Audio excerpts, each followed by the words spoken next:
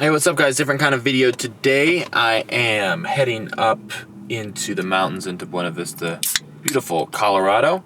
Just stopped off to get myself yerba mate. And this video, well, here, let me do the intro and then I'll show you.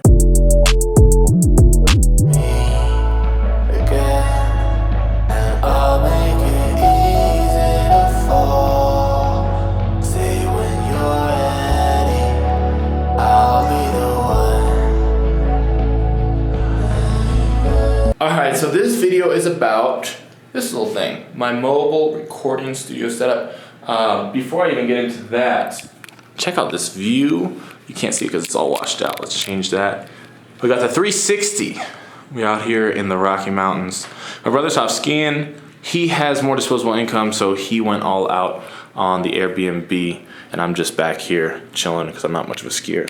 And I'd rather make beats, and actually I'll show you what I'm working on right now.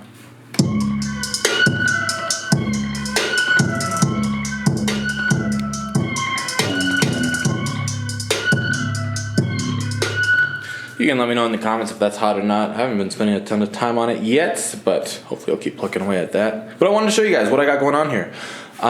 This is a great little setup. iLoud Studio micro monitors, and they're pretty sweet. I had them pretty much maxed out for that part right there. But for that size, that's pretty loud. I remember I reviewed them, and I said they weren't that loud, but now that I've got them out again, they actually knock pretty good. So these are iLoud. They're, I think, $300, and they're great because they're really good build quality. You can just throw them in your backpack. They come with all the cables you need. The bass response, I don't know if the camera mic picked it up, but all those 808s come through super clean. You could mix on them. I'll say that. And then all that plugs into the Focusrite 2i2.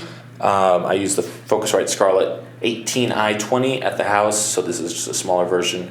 And the great thing about this is that there's no external power, so that thing just ropes right into the hub over there, and that means the only two things that need power are my MacBook and my monitors here, so just two outlets, which is really nice. And then we've got the keyboard up front, which is the Alesis Q Mini. I looked at a lot of mini keyboards. Usually, most mini keyboards are just 2 octaves, which is kind of limiting on some of the chord progressions I like to play, and I just don't like being limited. So this is nice because you get that extra half octave, and you can, it really just gives you a lot more options on what you can play, and pretty much any chord progression I want to play, I'm able to lay it down on this thing. It's got a few buttons there, but really just I use it for the keyboards. And it's velocity sensitive, so keys are a little sticky, but it does the trick. Over here, we've got the SM57. Just in case I want to lay down any scratch vocals or anything, that works pretty well. So this is great if you're on the road a lot, if you just don't have a lot of space. Maybe you can only set up your studio at certain times. Whatever the case may be, if you just need something small, something mobile, this is super great. I remember when I was starting out, I was producing a lot for people in the city because I was in a small town. So I would drive in 2 hours and then, have just an audio interface and headphones, and that way I could track vocals and then mix back at my house. But this gives you like pretty much full production capacity, You find a little corner to set it all up in, and you're good to go. I feel super comfortable using all this. And it's all pretty good quality. Maybe the keyboard, not as much, but the price point is pretty unbeatable. All that plugged into the 2018 MacBook Pro.